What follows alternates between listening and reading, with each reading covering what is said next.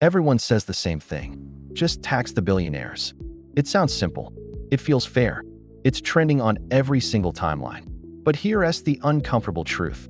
You could raise the tax rate to 90% and still collect almost nothing.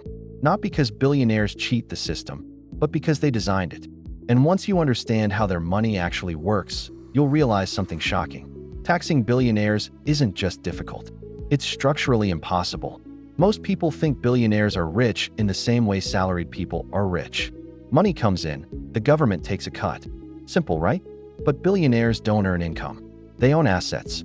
Jeff Bezos doesn't get paid billions. Elon Musk doesn't receive a massive salary.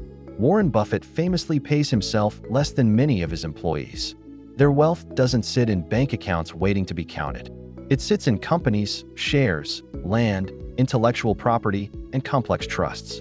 And here is the absolute key to understanding all of this. You can't tax money that hasn't been realized. It's a concept called unrealized wealth. Let's break that down with an example. Imagine your house goes from being worth $50 million to $200 million in value over a few years. Did you just make $150 million? On paper, absolutely. But in cash? No. You don't have that money in your hand until you sell the house. And governments can't tax paper value. Billionaires live entirely in this gray zone. Their net worth skyrockets because the value of their assets, their companies, their stocks, goes up. Not because cash is flowing into their hands. And until they sell those assets, there's nothing for the tax authorities to take. This isn't some shady loophole. It's the very foundation of modern finance. Now, here's where it gets really serious. The part that separates their financial world from ours.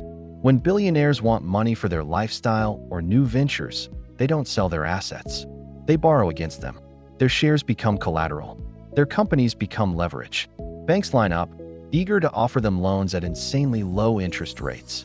And here's the kicker. Loans are not income. And because loans aren't income, loans aren't taxed. So, instead of selling stock, which would trigger a massive tax bill, they simply borrow billions, completely tax-free. They live off debt. You and I, we live off income. That single difference is everything. It's how they can spend millions or even billions while legally reporting a tiny income. But let's say a country decided to get aggressive and change its laws. Even then, billionaires don't really belong to countries. They belong to jurisdictions. They have global mobility. Their companies might be registered in Ireland for its favorable tax laws. Their personal wealth might be held in trusts in the Cayman Islands. They could have residency in Monaco, which has no income tax. They have citizenship options on standby. In the digital age, money moves faster than laws can be written. Capital has no loyalty. If one country's tax environment becomes hostile, wealth simply relocates with a few clicks. Governments know this. They end up competing for billionaires, not hunting them. Okay, but what if a government decided to force the issue? What if they implemented a wealth tax tomorrow, demanding a percentage of total net worth, not just income? What would actually happen? To pay the tax, billionaires would be forced to sell their assets, their stocks, their company shares. But who would they sell them to? If all the wealthiest people are selling at the same time, the market gets flooded. Stock prices would crash. The value of pension funds, which are heavily invested in these same companies, would collapse. Regular people's retirement savings would be wiped out. Everyone would suffer. You can't tax billionaires in isolation. You're taxing the entire system they sit on top of. And that's why every serious wealth tax experiment in history either fails spectacularly or is quietly abandoned. And this leads to the part that no one really wants to admit. Billionaires aren't a bug in the system. They are a feature. Their companies employ millions of people. Their assets prop up the stock markets that our pensions rely on. Their investments can stabilize entire economies. Governments, whether they like it or not, need them to be functioning, not panicking and selling off assets. So, the laws are written to manage them, to keep them invested and growing the economy, not to destroy them. It's a pragmatic, if unsettling, reality. So no, billionaires aren't untouchable. They're just playing a completely different game.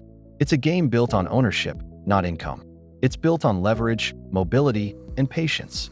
And until you understand that game, you'll just keep arguing about tax rates, while the real power continues to move silently, high above the conversation. If you want to understand how the 1% really operates, subscribe for more content that breaks it all down. because money doesn't work the way you were taught. Thanks for watching.